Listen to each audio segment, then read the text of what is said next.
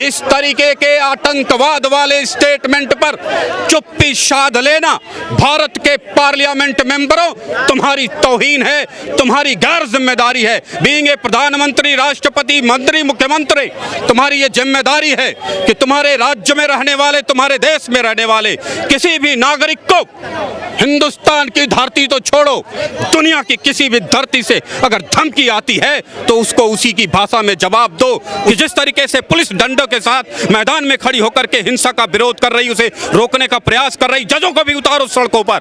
नुपुर शर्मा को लेकर देश में जिस तरीके से आज पत्थरबाजी हुई, मस्जिदों के बाहर लोग सड़कों पर आए, पत्थरबाजी करी, इसको आप कैसे देखते? अब तो आप नमाज पढ़ करके मस्जिद में प्लानिंग करके हिंदुस्तान की मस्जिदों में, इलाहाबाद और कानपुर की मस्जिदों में ये करने लगे हैं, तो इसके पीछे ये विचार कहाँ से आ रहा है? इसका शिक्षक कौन है? इसका ट्रेनिंग देने वाला कौन है? और ये कौन सी बुक से निकलकर ये सारी चीज़ें आ रही हैं, कौन सी फिलॉसफी से ये सारी चीज़ें आ रही हैं, वो सब चीज़ें आपको समझनी पड़ेगी, तभी आप इसका अंत कर सकते। गोलियों से तो मैंने कहा ना, Pakistan, Afghanistan, Libya, Syria, Iraq, मिस्र, इजिप्ट, माली, सोमालिया और रूस, नाइजीरिया, अल्जीरिया जैसे 56 देशों ने किया, कहीं भी आतंकवाद का अंत नहीं हुआ। आज भी वहाँ आतंकवाद है। पाकिस्तान में हिंदुस्तान से ज़्यादा आतंकवाद है, अफगानिस्तान में पाकिस्तान से ज़्यादा आतंकवाद है, लीबिया, सीरिया, सोमालिया, मिस्र, इजिप्ट, ट्यूनीशिया जैसी न जाने कितनी कंट्रीज़ में बोको हरम जैसे आतंकवादी संगठन हैं जहाँ पर रोज़ाना की हिंसा है। ये फिलॉसफिकल हिंसा है, ये एक प्रॉपर प्रेस्टिक्स के माध्यम से आने वाली हिंसा है। इसका शिक्षक भी है, इसका केंद्र भी है, इसकी एक सोर्स ऑफ बुक भी है। इसलिए इन सब पर जब तक आप हमला नहीं करते, इन सब को जब तक आप ठीक नहीं करते, इन मुसलमान के बच्चों को आए दिन की कोई ना कोई व्यक्ति आएगा जो इनको कभी गोलियां थमा देगा, कभी बंदूकें थमा देगा, कभी पत्थर थमा देगा और इनको दंगा की आग में जोक करके खुद तो मजे लेगा और इन बच्चों की ज़िंदगी तबाह कर देगा, हमारे देश के अमन चैन को तबाह कर देगा। इसलिए मैं भारत सरकार से, तमाम राज्य सरकारों से अपील करूंगा, बंदूकों वाले आतंकवाद की समाप्ति के साथ साथ ही आपको फिलॉसफिकल मोरल वैल्यूज़ के साथ इन तमाम केंद्रों पर लगातार हमले करने होंगे और ये हमले की राष्ट्रीय स्ट्रेटजी बनानी पड़ेगी।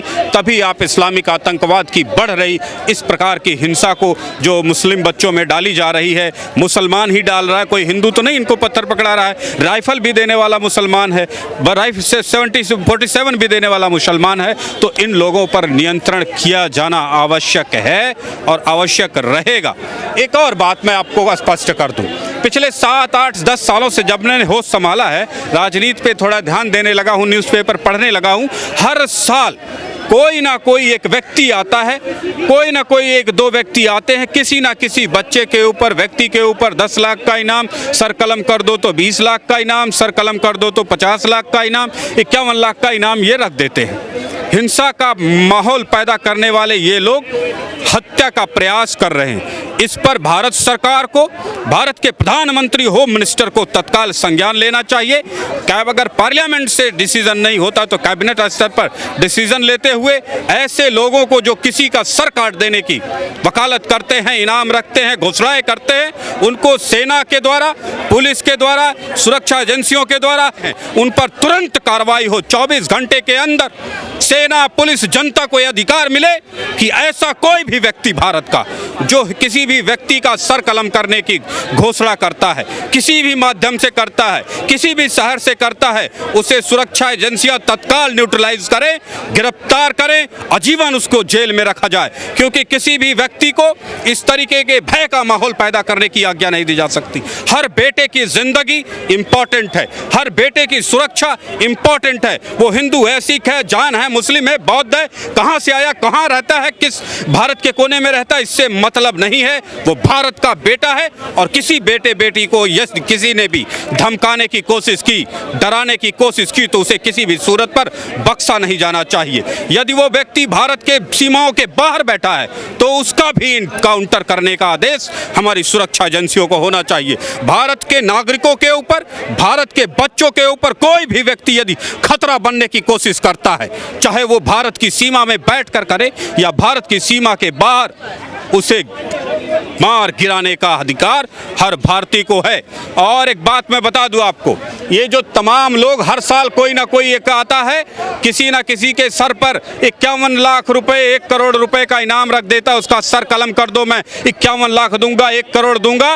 हर बेटे के पास, हर देश के पास अपने नागरिकों की सुरक्षा की दायित्व है, डिफेंस है हमारे पास भी।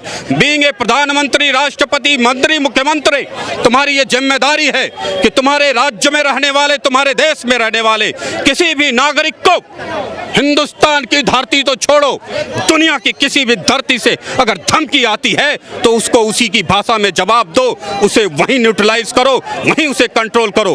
क्योंकि हमारे देश के नागरिकों को, हमारे देश के बेटी बेटों को, बच्चों को यदि कोई भी धमकी देता है, दुनिया का कोई राष्ट्रपति किसी देश का भी क्यों ना हो, हम उसे भी बख्शने वाले नहीं हैं। कोई ना कोई आता है, 1 करोड़ का इनाम किसी के ऊपर रख के चला जाता है और बेखौफ घूम रहा है, आप कुछ नहीं करते उसके खिलाफ। ये गैर जिम्मेदारी है, नालायकी है, राष्ट्र के प्रति गैर जिम्मेदारी है, अपने नागरिकों के प्रति गैर जिम्मेदारी है, अपने देश के बच्चों के प्रति गैर जिम्मेदारी है। इसे समाप्त करिए और नागरिकों को अभय करिए, यही आपका दायित्व है, यही आपकी जिम्मेदारी है। और अपनी रिस्पॉन्सिबिलिटी से अगर पीछे हटने का मन बना चुके हो तो इस्तीफा देकर के अपने घर जाओ। ऐसे सांसदों, विधायकों, पार्षदों, मंत्रियों, मुख्यमंत्रियों की इस देश को कतई जरूरत नहीं। सर, अगर हम प्रोटेस्ट की बात करें, जिस तरीके से अगर प्रोटेस्ट करने का भी हमारे संविधान में एक अलग तरीके का दायरा है, शांतिपूर्वक अपनी बात रखने की पूरा बात कही गई है हमारे संविधान में, लेकिन उस चीज़ का उल्लंघन किया जाता है, पत्थरबाजी की जाती है, सरकारी संपत्तियों को नुकसान पहुंचाया जाता है, क्या ये सही है? ये बिल्कुल गलत है। किसी भी प्रकार की संपत्ति का नुकसान करना या किसी अनजान व्यक्ति के ऊपर हमला कर देना जिसका आपसे, आपके झगड़े से कोई लेना देना नहीं, ये कहाँ की जायज़ बात है।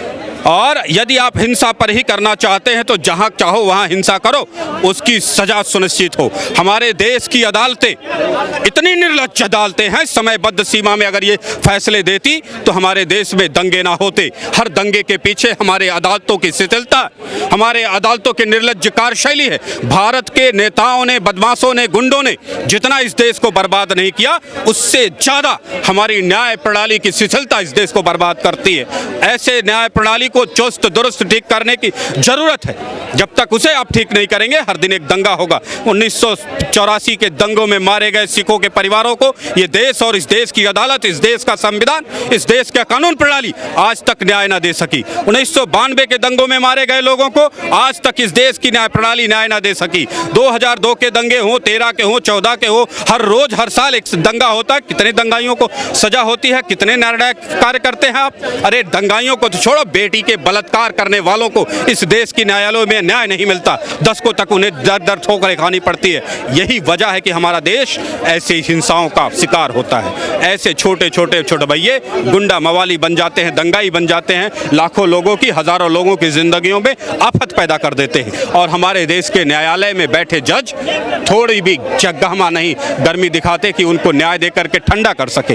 ये पुलिस वाले की वर्दी और पुलिस वाले के डंडे से रुकने वाली हिंसा नहीं है, ये न्यायालय से रुकने वाली हिंसा है। जब तक न्यायालय काम नहीं करेंगे ये हिंसा ना रुकी है ना रुकेगी। लेकिन सर, पुलिस की बात करें तो उन्होंने कुछ दिनों पहले ऐसा ऐलान किया था कि जो कुछ भी अगर ऐसे तत्व हो रहे हैं, भड़काऊ बयान हो रहे हैं, तो हम इन लोगों के ऊपर कार्रवाई करेंगे, और कार्रवाई हुई भी। तो क्या इन लोगों को कोर्ट के फैसलों पर और पुलिस के ऊपर कार्रवाई एक FIR रजिस्टर कर लेने की है और इस FIR पर एक्शन लेकर के न्याय करने की जिम्मेदारी अदालत पर है। जब तक अदालत कार्य नहीं करेगी, पुलिस की कार्रवाई आधी भी कार्रवाई नहीं होगी। उससे ना आतंकवाद रुकेगा, ना हिंसा रुकेगी, ना दंगाई रुकेगी। इसलिए अदालतों का भी बराबर का दायित्व है कि जिस तरीके से पुलिस डंडों के साथ मैदान में खड़ी होकर के हिंसा का विरोध कर रही, उसे रोकने का प्रयास कर रही, जजों को भी उतारो सड़कों पर, वो न्याय करें, ये अपराध रुकेगा, हिंसा रुकेगी। किसी की मां ने इतना दूध नहीं पिलाया है कि वो हिंसा कर दे। यहाँ बराबर की जिम्मेदारी न्यायालयों की, न्यायालयों में बैठे जजों की है कि वो ऐसे लोगों के खिलाफ कार्रवाई करते हुए भारत को निर्भय वातावरण दे। लेकिन पुलिस की वजह से केवल आप सोच रहे हैं कि आतंकवाद समाप्त हो जाएगा, दंगाई समाप्त हो जाएगा, अपराधी समाप्त हो जाएगा, तो नहीं होने वाला है। ये 1/4 भी कार्य नहीं है जिसको पुलिस की जिम्मेदारी से रोका जा सकता है।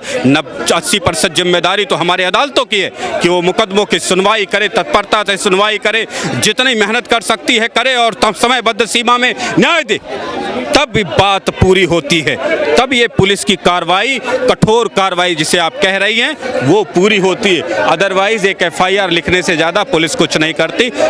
ले जाके थाने में बंद कर देगी, अगली रात को जेल में बंद कर देगी, वहाँ बिरयानी खाने को मिलती रहेगी 10 को तक। और अगर इस्लामिक कंट्रीज़ की अगर बात करें हम, तो वो भारत के ऊपर प्रेशर बना रही कि आप माफ़ी मांगे, इसको आप कैसे देखते हैं? OIC कंट्री के तमाम राष्ट्राध्यक्षों से मैं पूछना चाहता हूं, जब इराक और सीरिया की मंडियों में आतंकवादी बेटियों को नंगा करके बेच रहे थे, बलात्कार कर करके, तब इनकी कहाँ हिम्मत मर गई थी, तब इनका सम्मान कहाँ मर गया था, तब इनकी इज्जत कहाँ डूब गई थी, तब ये क्यों दुबक गए थे? जब अफगानिस्तान में आतंकवादी तालिबानी बेटियों को घरों से छीन छीन करके माँ बाप से ले जा रहे थे, तब तमाम इस्लामिक देशों के राष्ट्राध्यक्ष और उनके तमाम स्कॉलर्स कहाँ दुबक गए थे, जो आज भारत पर प्रश्न उठा रहे हैं, आज वो भारत पर उंगली उठा रहे हैं। पहले वो अपने गिरेबान में झांक कर देखे, पहले वो अपने अंदर झांक करके देखे कि वो उनके देश में उनके जिम्मेदारियां कितनी वो पूरी करते हैं जो उनके आसपास हो रही हैं। भारत की चिंता ना करें। भारत में सैकड़ों वर्षों की संस्कृति है, हजारों 6000 जातियां, धर्म, संप्रदाय के लोग रहते हैं, बहुत सारी कहानियां हैं। और एक बात मैं बता दूं, इस्लामिक कंट्री के लोग जानते हैं कि दुनिया की हर भाषा में इस्लाम और कुरान का ट्रांसलेशन किया गया। हिंदुस्तान के मुसलमान भी जानते हैं कि उनकी भी भाषा में, उर्दू में भी इस्लाम और कुरान के ट्रांसलेशन किए गए। हिंदुस्तानी मुसलमान कई बार इस्लाम और कुरान का गलत ट्रांसलेशन करता पाया गया है, और अरब का इस्लामिक का स्कॉलर उसका गलत अलग व्याख्या करता है। तो जिसे जिस भाषा में समझ में आता है, जितनी जिसका IQ लेवल है, वो उतना समझता है, उतना ही बोलता है, उतना ही वो बोल सकता है। मैं जाकिर नाइक नहीं बन सकता, जाकिर नाइक विनय कुमार सिंह नहीं बन सकता। तो जिसका जितना विवेक है, जितनी शक्ति है, समझ है, जिसने जितना पढ़ा है, उतना ही वो बोल सकता है। अगर हिंदुस्तान के मुसलमान खुद कुरान की सही व्याख्या नहीं कर सकते, जो अरबी करता है वो हिंदुस्तानी मुसलमान नहीं करता, तो डिफरेंस ऑफ ओपिनियन होती है, और दुनिया भर में हर ओपिनियन पर ऐसा ही होता है। इस पर इतना हो हल्ला करने की जरूरत नहीं है। तुम्हारे खुद मौलवी क्या क्या करते हैं तुम्हारे अपने धर्म के बारे में, तुम्हारी अपनी संस्कृति के बारे में, तुम्हारे अपने तीज त्योहार के बारे में, तुम्हारे बच्चों के व्यवहार के बारे में, तुम्हारे व्यवहार के बारे में। तो ये समय समय पर टिप्पणियाँ आती है। वक्त किस समय किस बात के लिए क्या कहा गया, ये इम्पोर्टेंट है। इम्पोर्टेंट ये नहीं है, शब्द इम्पोर्टेंट नहीं होते, उसे किस संदर्भ में कहा गया ये इम्पोर्टेंट होता है।